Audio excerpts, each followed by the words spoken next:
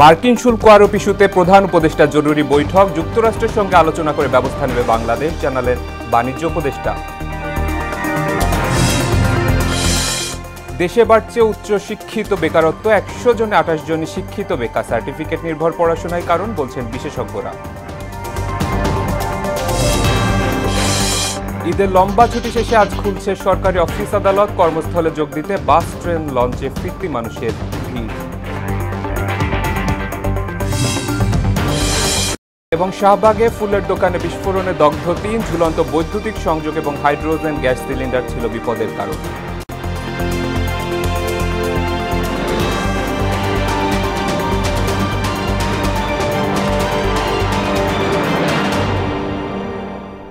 আসসালামু আলাইকুম, সবাইকে মোহনা সংবাদে স্বাগত। শুনছিলেন শিরোনাম, সঙ্গে আছি শেখ সাব্বির হোসেন।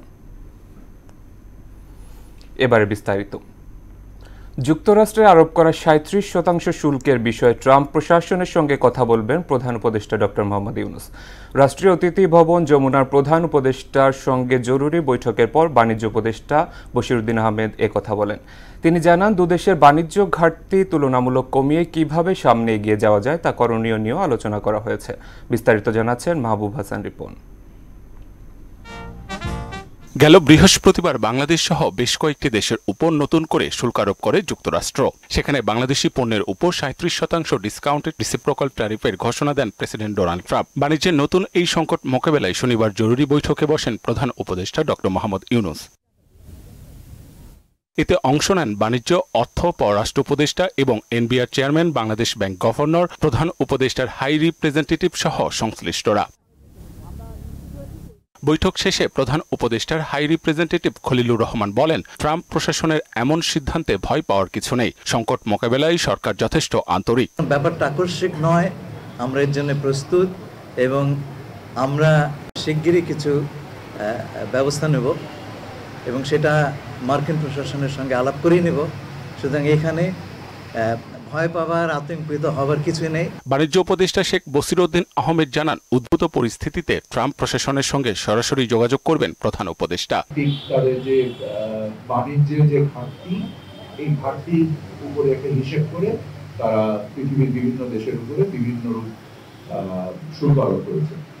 আমরা আমাদের উপরে আরোপিত শুল্ক এবং আমাদের যে বাণিজ্যের ধরন এবং বাণিজ্যের যে গঠন, তার উপরে ভিত্তি করে আমরা প্রধান উপদেষ্টার নির্দেশনায় এবং প্রধান উপদেষ্টা নিজেই যুক্তরাষ্ট্র প্রশাসনের সাথে সংযুক্ত হবেন এই বিষয়ে আমাদের অবস্থানকে তুলে ধরার জন্য। এবং দুদেশের বাণিজ্য ঘাটতি তুলনামূলক কমিয়ে আনার বিষয়ে বৈঠকে আলোচনা হয়েছে বলেও জানান তিনি। বাণিজ্য ঘাটতি কমিয়ে এনে আমরা আশা করছি যে তুলনামূলকভাবে আমরা আমাদের প্রতিযোগী দেশ থেকে একটা ভালো অবস্থানে যাওয়ার প্রচেষ্টায় রত আছে। যুক্তরাষ্ট্রের শুল্ক আরোপে তৈরি পোশাক শিল্প সহ রপ্তানি খাতে কোনো প্রভাব পড়বে না বলেও মনে করেন বাণিজ্য উপদেষ্টা। এতে কোনো ক্ষতিগ্রস্ত আমরা হব না। মাহবুব হাসান রিপন, মোহনা সংবাদ, ঢাকা।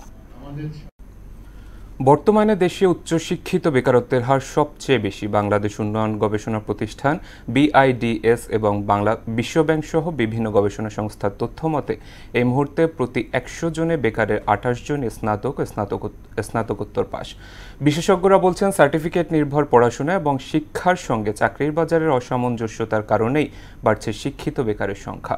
বেকারত্ব নিয়ে মাহবুব হাসান রিপনের দ্বিতীয় পর্ব ধারাবাহিক প্রতিবেদনের প্রথম পর্ব আজ। দেশে মোট জনসংখ্যার 1/3 তরুণ। স্বাধীনতার পর শিক্ষা সহ আর্থসামাজিক খাতে প্রভূত উন্নয়ন হলেও বেড়েছে বেকারত্ব।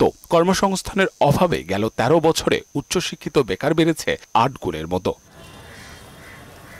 2010 সালে স্নাতকোত্তর পাস বেকার ছিল মোট কর্মহীনের 4.9% বা প্রায় 5%। 2023 সালে এটি বেড়ে হয়েছে 31.5%। বাংলাদেশ উন্নয়ন গবেষণা প্রতিষ্ঠান BIDS, বিশ্বব্যাংক সহ বিভিন্ন সংস্থার প্রতিবেদনে উঠে এসেছে এমন চিত্র। আমাদের শিক্ষা ব্যবস্থায় সমস্যা আছে। আমরা যে শিক্ষা ব্যবস্থাটা, আমাদের কারিগরি ভিত্তিক শিক্ষা ব্যবস্থা কম। আমরা যা শিখি, আমাদের শিক্ষাটা আসলে এখনকার যুগের সাথে যায় না। গ্রাজুয়েশন কমপ্লিট করার পরে তো আমাদের ওই জবটা অ্যাভেলেবল না। সো একটা জবের পেছনে হাজার হাজার লাইন। সো ওই জায়গাটা কয়জনকে নেবে, কয়জনকে দেখবে? চাকরির প্রস্তুতি মোটামুটি এখন তো কঠিন। আপনার কাছে অনেক টাকা নাই, টাকা দেওয়ার না কারণে আপনি জব পাইতেছেন না। বাট যে এটার জন্য প্রযোজ্য না সেই টাকা দিয়েই জবটা নিতেছে। বৈষম্যহীন টেকসই উন্নয়নের লক্ষ্যে অর্থনৈতিক কৌশল প্রণয়ন ও পুনর্নির্ধারণ এবং প্রয়োজনীয় সম্পদ আহরণ বিষয়ক টাস্কফোর্সের পূর্ণাঙ্গ প্রতিবেদনে বলা হয়েছে, এক যুগে উচ্চশিক্ষিত বেকারের সংখ্যা উল্লেখযোগ্য হারে বেড়েছে। প্রতি 100 জন বেকারের মধ্যে 28 জনই উচ্চশিক্ষিত। বিশেষজ্ঞরা বলছেন, সার্টিফিকেট নির্ভর পড়াশোনা এবং শিক্ষা ব্যবস্থার সঙ্গে চাকরির বাজারের অসামঞ্জস্যতার কারণে গ্রাজুয়েট বেকারদের সংখ্যা মহামারী আকার ধারণ করেছে। আসলে এই বিশ্ববিদ্যালয়গুলোতে বা উচ্চশিক্ষা প্রতিষ্ঠানে যে ধরনের শিক্ষা দেওয়া হচ্ছে সেগুলো ব্যবহারিক শিক্ষা নয়, এবং এই কর্মসংস্থানের জন্য যে ধরনের শিক্ষা প্রয়োজন সেই শিক্ষাটা যেহেতু দেওয়া হচ্ছে না এই উচ্চশিক্ষা প্রতিষ্ঠানে, এই কারণে তারা শিক্ষিত হয়েও তারা কিন্তু কর্মসংস্থানে যোগদান করতে পারছেন না এবং নিজেরাও কর্মসংস্থান সৃষ্টি করতে পারছে না সেভাবে। বেকারত্ব নির্মূলে প্রায়োগিক ও ব্যবহারিক শিক্ষায় গুরুত্ব আরোপ করেন এই শিক্ষাবিদ। শিক্ষকদের মানসিকতা উচিত যে আমি ছাত্রকে নলেজ ইম্পার্ট করবো, আমি ছাত্রদেরও অ্যাকসেপ্ট করতে হবে যে আমি যেটা পাচ্ছি সেটার মধ্যে আমি পারদর্শী হচ্ছি। That is where I am learning. ছাত্রছাত্রীদেরকে চয়েস এবং স্ক্রিনিং করা উচিত, সে কির জন্য রেডি, সে কি ভোকেশনাল এডুকেশনের জন্য রেডি, না ইউনিভার্সিটি পড়ার জন্য রেডি, ইউনিভার্সিটি পড়ার জন্য সে কি মাইক্রোবায়োলজি পড়ার জন্য রেডি, না বিজনেস পড়ার জন্য রেডি, ওইটা ওখান থেকে আছে। উচ্চশিক্ষিত বেকারের সংখ্যা কমাতে বাংলাদেশ অ্যাক্রেডিটেশন কাউন্সিলের সক্রিয় ভূমিকার পাশাপাশি শিক্ষকদেরও পেশাদারিত্বের সঙ্গে দায়িত্ব পালনের তাগিদ দিয়েছেন তিনি। অ্যাক্রেডিটেশন কাউন্সিলের হাতেই অস্ত্র আছে, তারা অ্যাসেসমেন্ট স্ট্র্যাটেজি পর্যন্ত চেঞ্জ করতে পারে, ওখানে রুব্রিক্স ডেভেলপ করতে। বিশ্ববিদ্যালয়ের শিক্ষক হতে হলে আপনার এই 3টা জিনিস লাগতে হবে। আপনার প্রমাণ থাকতে হবে যে আপনি ইনোভেট করতে পারেন, আপনার প্রমাণ থাকতে পারে রিসার্চ করতে পারেন। মাহবুব হাসান রিপন, মোহনা সংবাদ, ঢাকা। জার্নাল পবিত্র ঈদ উল ফিতর উপলক্ষে সরকারি চাকরিজীবীদের টানা 9 দিনের ছুটি শেষ হয়েছে। আজ থেকে খুলছে সব সরকারি, আধা সরকারি, স্বায়ত্তশাসিত ও আধা স্বায়ত্তশাসিত প্রতিষ্ঠান।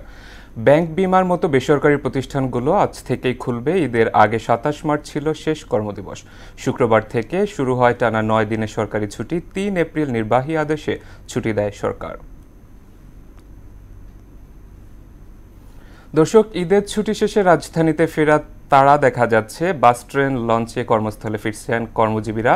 সদরঘাট থেকে আমাদের সহকর্মী উষা ফেরদৌস আমাদের সঙ্গে সরাসরি যুক্ত হচ্ছে, সেখান থেকে জানব বিস্তারিত তার কাছ থেকে। উষা, বাস টার্মিনালগুলোতে ফিরতি মানুষের ভিড় কেমন দেখছেন?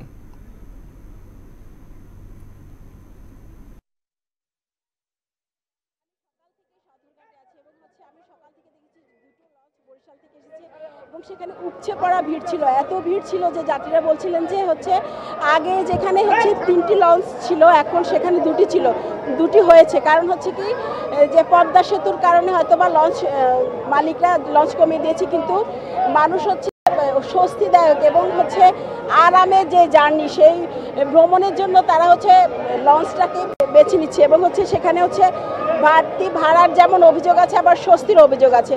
মানে এই যে পানিপথে যে লঞ্চ ভ্রমণ সেটি নিয়ে মিশ্র প্রতিক্রিয়া আমাদের যাত্রীরা জানিয়েছেন। আমরা সকাল থেকে দেখেছি যে অনেক যাত্রী তাদের গন্তব্যে পৌঁছানোর জন্য আজকে শেষ ছুটি কিন্তু ইতিমধ্যে শেষ হয়ে গেছে। আজকে কিন্তু প্রথম কর্মদিবস, তো কেউ কেউ লঞ্চ জার্নি করে আজকে কাজে কর্মস্থলে যোগ দিবেন। এবং অনেকে বলেছে যে লঞ্চ যদি আরেকটু আগে পৌঁছাতে পারতো তাহলে তাদের কর্মস্থলে যাওয়াটা আরও সহজ হতো। আমরা এখানে দেখেছি যে লোকাল যে লঞ্চগুলো আছে চাঁদপুর বা এই ধরনের যে যাতায়াতের যে লঞ্চগুলো আছে সেখানে তারা আজকেও কেউ কেউ ছুটি শেষে বা যাদের ঢাকায় আসলে তেমন কোনো কাজ নেই তারা আজকে অনেকেই এই লোকাল লঞ্চে করে রাজধানী ছেড়ে যাচ্ছেন। তবে সেখানে যাত্রী সংখ্যা অনেক কম। তবে স্বস্তি অস্বস্তি দুটিই ছিল লঞ্চ ভ্রমণে। কারণ অনেকে মনে করছেন যে পদ্মা সেতু হয়েছে কিন্তু মানুষ এখনও লঞ্চটাকেই স্বস্তিদায়ক মনে করছেন এবং তারা লঞ্চেই ফেরার চেষ্টা করছে। সেক্ষেত্রে সেই জায়গাতে যদি লঞ্চ মালিকরা লঞ্চের সংখ্যা বাড়িয়ে দিত তাহলে হয়তো বেশি সুবিধা হতো এবং তাদের আসতে অনেক ভোগান্তি কম হতো। এবং বাড়তি ভাড়ার যে অভিযোগ সেটিও ছিল। অনেকে বলেছেন যে তারা যে জিনিসপত্র বা মালামাল এনেছে সেখানেও বাড়তি যে টাকা সেখানে নেওয়া হয়েছে এবং অনেক ক্ষেত্রেই বাড়তি ভাড়া বা ক্যাবিন বা ডেকে বাড়তি ভাড়ার অভিযোগ ছিল। তো সাব্বির, সদরঘাট থেকে এই ছিল আমার কাছে সর্বশেষ। ধন্যবাদ উষা আপনাকে। দর্শক, ঢাকা চট্টগ্রাম মহাসড়কের কুমিল্লা দাউদকান্দিতে মেঘনা গোমতী সেতুর টোল প্লাজায় রয়েছেন সহকর্মী শাহাবুদ্দিন। সেখানকার যানবাহন চলাচলের অবস্থা জানতে তিনি সরাসরি যুক্ত হচ্ছেন আমাদের সঙ্গে। শাহাব, টোল প্লাজায় বর্তমানে কেমন অবস্থা দেখছেন? যানবাহনের ভিড় আছে কিনা এবং কোনো যানজট সৃষ্টি হয়েছিল কিনা, বিস্তারিত জানাবেন আমাদের।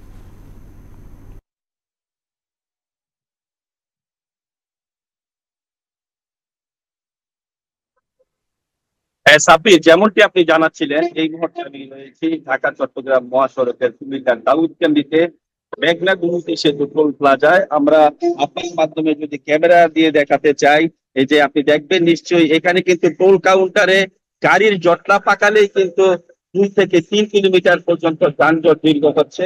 এখানে কিন্তু 8টি কাউন্টারে সমানভাবে টিকিট দেওয়া হচ্ছে গাড়িগুলোর। তথাপিও কিন্তু গত রাতের চিত্র যদি আপনার মাধ্যমে আমি জানাতে চাই, তবে কিন্তু বলতে হয় গত রাতে কিন্তু 3 থেকে 5 কিলোমিটার দীর্ঘ এখানে যানজটের সৃষ্টি হয়েছে। ঢাকা চট্টগ্রাম মহাসড়কের 105 কিলোমিটার দীর্ঘ যে কুমিল্লার অংশ রয়েছে, কুমিল্লার এই অংশে কিন্তু 20টি পয়েন্ট রয়েছে, যে পয়েন্টগুলো থেকে লিঙ্ক রুটগুলো রয়েছে মহাসড়ক থেকে, সেই লিঙ্ক রুটগুলোতে কিন্তু যানজটের সৃষ্টি হচ্ছে। সেখানে কিন্তু হাইওয়ে পুলিশ আমরা কাজ করছি, সাথে কাজ করছে সেনাবাহিনী সহ স্থানীয় যে উপজেলা কেন্দ্রিক যে মডেল থানাগুলো আছে সেগুলো কাজ করতে আমরা দেখেছি। পুলিশ, হাইওয়ে পুলিশ এবং সেনাবাহিনী কাজ করছে যেন কোথাও জটলা না থাকায়। তবে আমরা যে চিত্রটি দেখেছি আপনার মাধ্যমে জানাতে চাই, প্রতিটি মোড়ে মোড়েই কিন্তু সাধারণ যে ঢাকামুখী যাত্রীরা আছে তারা কিন্তু প্রচন্ড ভিড় হচ্ছে। সেই ভিড় সামাজিক অনেক সেখানে জটলা পাকাচ্ছে।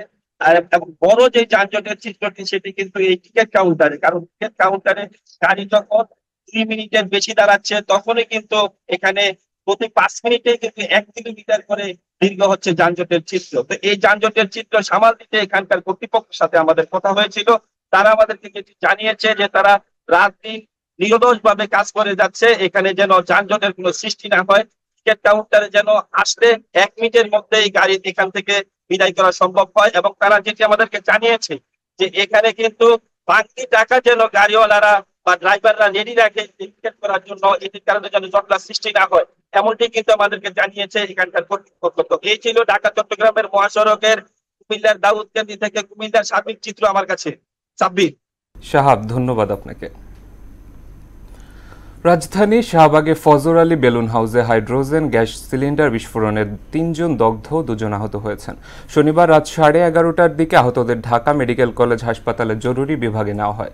এদিকে ফায়ার সার্ভিসের 5টি ইউনিটের আধ ঘন্টার চেষ্টায় আগুন নেভানো সম্ভব হয়। ঘটনাস্থলে ঝুলন্ত অবস্থায় লুজ বৈদ্যুতিক সংযোগ এবং বেলুন ফোলানোর হাইড্রোজেন গ্যাস সিলিন্ডার পেয়েছে ফায়ার সার্ভিস। ধারণা করা হচ্ছে বৈদ্যুতিক গোলযোগ থেকে আগুনের সূত্রপাত।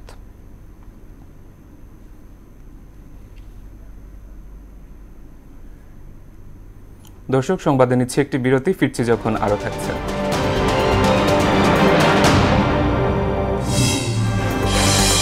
বাংলাদেশ, পাকিস্তান সহ কয়েকটি দেশের উপর সৌদি আরবের ভিসা নিষেধাজ্ঞা বহাল থাকতে পারে জুন পর্যন্ত।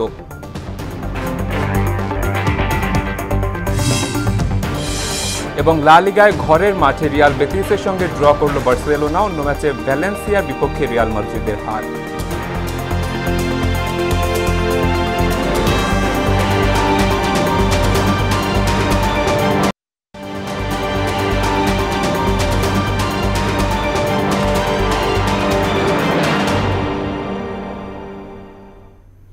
আবার আমন্ত্রণ মোহনা সংবাদের সঙ্গে আছি শেখ সাব্বির হোসেন।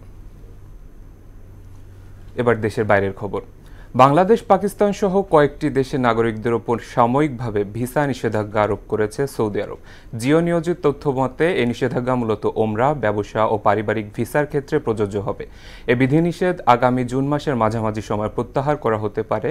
নিষেধাজ্ঞা আরোপ করা দেশগুলো হচ্ছে বাংলাদেশ, পাকিস্তান, ভারত, মিশর, Indonesia, Iraq, Nigeria, Jordan, Algeria, Sudan, Ethiopia, Tunisia ও ইয়েমেন। দর্শক, শেষ করব মোহনা সংবাদ, যাবার আগে শিরোনামগুলো আরো।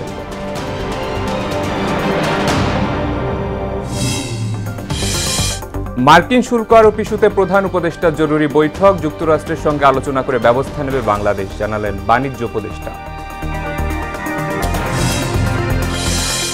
দেশে বাড়ছে উচ্চশিক্ষিত বেকারত্ব। 100 জনে 28 জনে শিক্ষিত বেকার। সার্টিফিকেট নির্ভর পড়াশোনায় কারণ বলছেন বিশেষজ্ঞরা।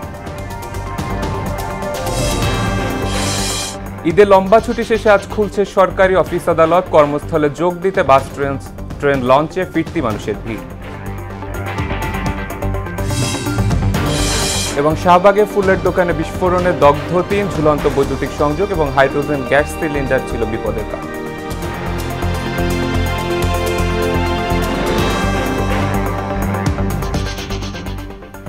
এই ছিল মোহনা সংবাদে। পরবর্তী সংবাদ দেখবেন দুপুর ১টায়। মোহনার সবশেষ খবর জানতে ভিজিট করুন www.mohana.tv। সংবাদ দেখতে পারেন ফেসবুক এবং ইউটিউবে। এতক্ষণ সঙ্গে থাকার জন্য ধন্যবাদ।